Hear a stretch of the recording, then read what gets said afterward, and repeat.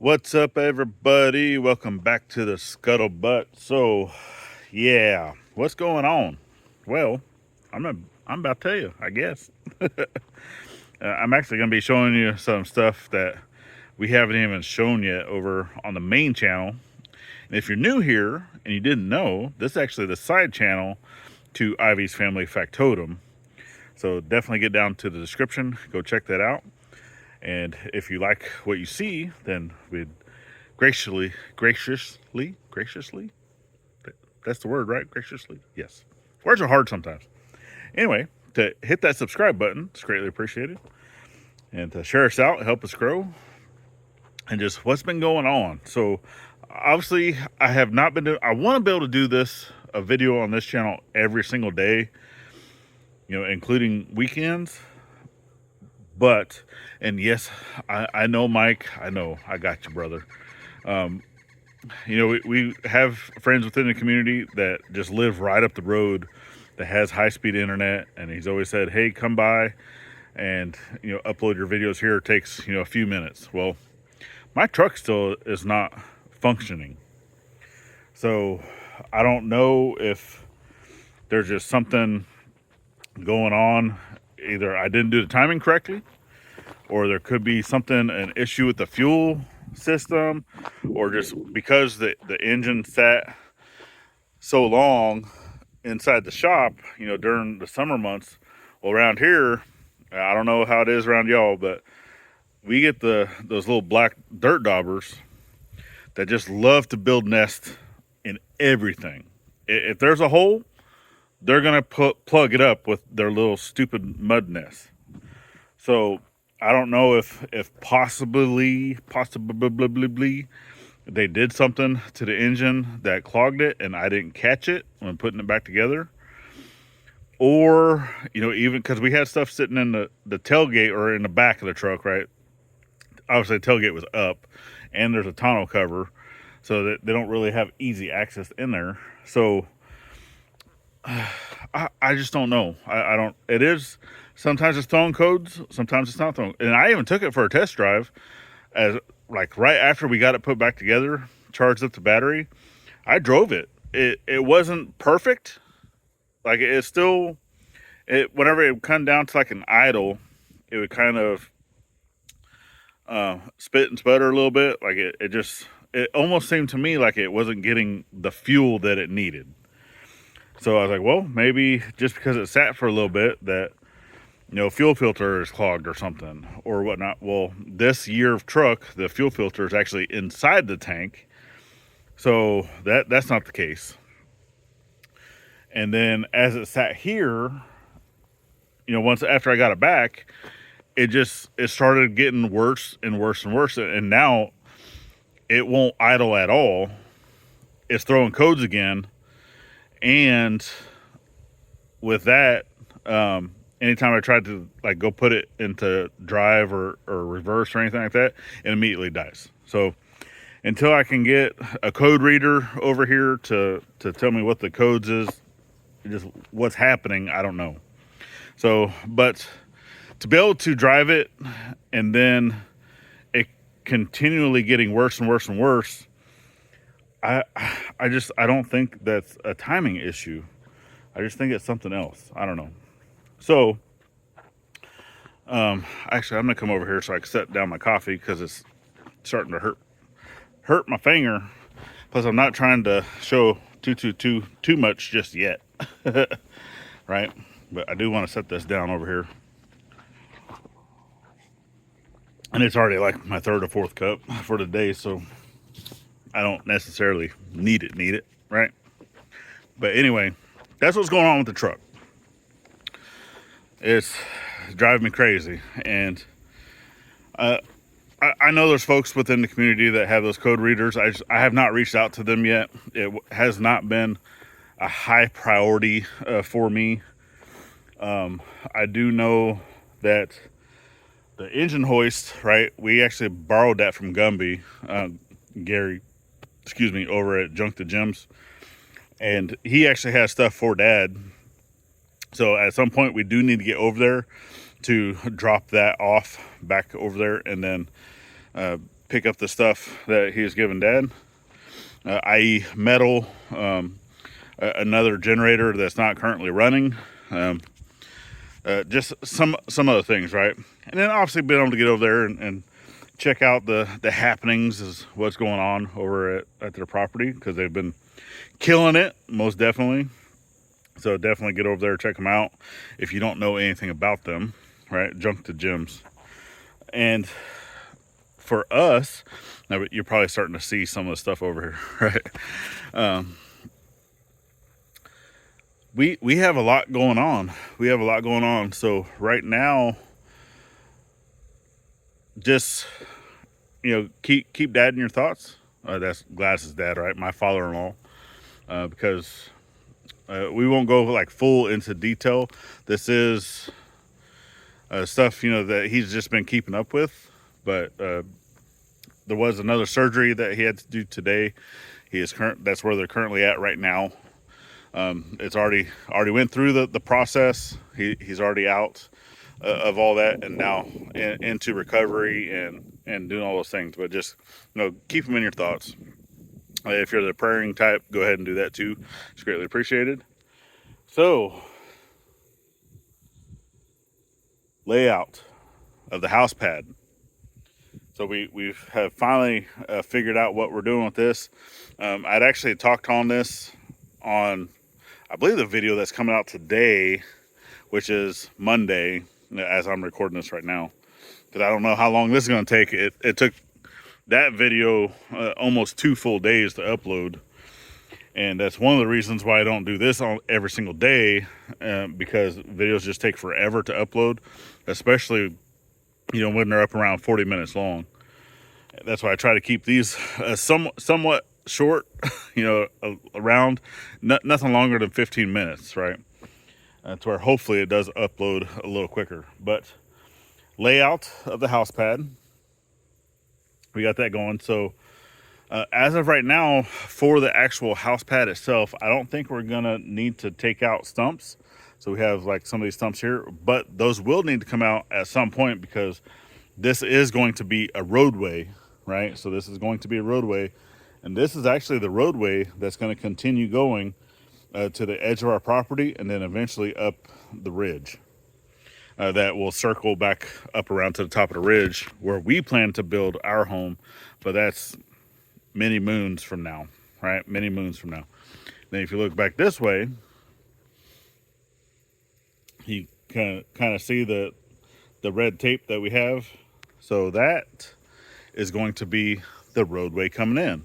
So we've already got just about everything moved. Obviously this tree right here, big old loblolly pine. Excuse me, I gotta sneeze. Whew. I feel it. Oh, there it goes. That loblolly pine got to come down. It actually has to come this way. That's why we could not cut it down until after we moved the RV. So otherwise it would have landed on the RV. That has to come down. That stump has to come out, because it's going to be kind of the area where the house is coming. This stump right here has to come out. So that's 2 stumps. And then whenever we had moved the garden area, so that raised garden bed, right, it had, because it was going to be kind of like a hugelculture type thing, even though normally you want those to age 2 or 3 years to be good. It actually had rats living on the bottom of that thing. And yeah, they had little baby rats, which we don't want nothing to do with that around here. So we actually fed those to the bass, and the adult took off. We weren't able to get to it. But anyway, where we had that sitting was another stump, and I forgot all about it. So now that's another stump that's gonna have to come out. So at least 3 stumps. And then as of right now, I have budgeted, because obviously we still have the down payment we have to finish the down payment for the home, right? We've already done the initial down payment. That's what allows them to start building it, doing all that stuff. and allows for folks to be able to come here to the property to look and do all that stuff, right? That's what kind of pays them. And then before the house is delivered, we have an additional down payment. So that's already, we're good there, between myself, my mom, because obviously they're helping, because this is going to be their house too, right? Until we can get their cabin built.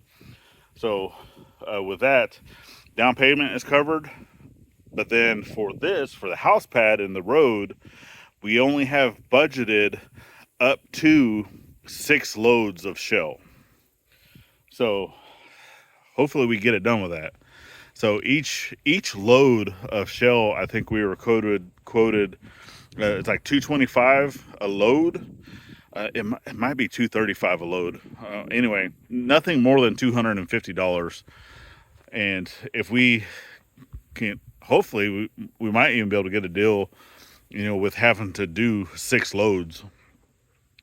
Because I'm pretty sure the house pad's only going to take 4. And then the roadway, right? Because all of this is good, right? We don't have to worry about anything sinking or whatnot. All this roadway, top notch, right? I wouldn't say it's top notch, but it's because it has little holes and stuff, things that holds water, but I don't have to worry about a truck sinking, right, as they're coming through here. Now, once it starts getting over, get off of me. Once it starts getting over into this area, right? I still got stuff on me. Get off me. Once it starts getting into this area, that starts getting into some softer stuff. So we do want to lay, in this area, which is from here to that tree I said that needs to be cut down. I want to say that's 70 feet, maybe. So, I mean, two truckloads at 20 ton, so that's 40 ton of shell. We should be able to get, a pretty good road base put down right here. And I'll say I want to use shell. That way down the line, man, I still got something on me. Web. I think I walked into a web. But at some point, we do want to, because I want to kind of do the same thing, up and down our road, but I need to get the trench on the hillside taken care of. That way we can actually lay down another thing of shell just to kind of help even it, get that to be flattened. But driving on shell is not ideal, especially in the wintertime, because it can get slick. And then, but to be able to get the shape of the road that we want with a slight crown, but then coming back over the top of that with the road base, which is, I don't know what they call it. It's like a CB2 or something like that around here. Because it's obviously it's like a granite type rock, but then it has the fines in it. So the fines, it's almost like a concrete. So whenever it gets wet, it like locks it down. And that's actually what they use on our dirt road out here as well. Well, the load for that is like $400 a load, right? So I can get 2 loads to 1 for a shell, right? Just to be able to get the shape down, and then just come over the top of it with that other stuff, right? So, since it's a lot more expensive. So in that case, that's going to have to come later whenever we can get that budgeted in. All right. So that's it. And then for the road, and then we have a plan moving forward for our power going to the playhouse. So we're no longer going to be moving the playhouse, which is that was going to be a hassle in itself. So we're hopefully for the first time going to be meeting. It's actually one of our subscribers. They used to do videos on YouTube like over a year ago, but they've been following us since the very beginning. Like we were less than 100 subscribers. I'm pretty sure around there whenever they first started following us. Back when I was just a wee lad, only doing the blacksmithing stuff, right? But anyway, he's actually a licensed electrician, and he actually has some materials that he's going to help us with putting more wire, right? So I have it trenched out. And then I still need to get a few more things of conduit or some pipe, but this is all going to be temporary, right? So we're going to go ahead and disconnect the wire going up. I'll reutilize this conduit here to go down. It's going to go underground until it gets over to the playhouse, and then that pole staying there. Obviously, I still need to run power into the well house. I haven't done that yet. It has some, like a temporary extension cord going in there for lights and heat lamps and stuff. But other than, I mean, the power, because I don't have like conduit, because I need to redo that at some point. You know, for the power going to the switch, and then switch goes to the pump and all that stuff, right? Anyway, that's in the future. That we're coming down to that. But this is going to be the last thing. Once we are able to get the wire, because we're actually going to be going to meet them next weekend or this coming weekend, and then we're hopefully going to be able to get that materials, and then this is the last thing that we need to get out of our way, and then we can start bringing in the material for the house pad. Obviously, we still need to get the tree knocked down. We still have to move some dirt around before we, because obviously I want to scrape this with a box blade, getting out these stumps, so 3, possibly 4 stumps, and we are going to have help with that. Yeah, that's what's going on, folks. So, I mean, I'm already like way over the time of what I like to keep these videos at, just so it makes it easier to upload.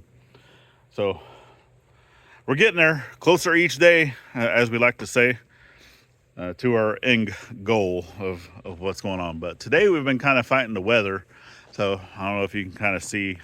It's already been raining some, but we got a lot more rain coming. And then I also see the death circles of all the hawks and such, vultures. Anyway, so we're getting there, closer each day, doing the best we can with what we got. It's greatly appreciated that y'all are following in on the journey and that you've made it this far. Give us that thumbs up. It's greatly appreciated. Leave us a comment down below. We like to always hear what you have to say. Obviously, we prefer it to be good, not bad, but yeah, sometimes you get the bad with the good, right? It happens. So, but we thank you. We love y'all. Remember, always thank a veteran every chance you get, not only on Veterans Day, and we'll see you on the next one. Later, y'all.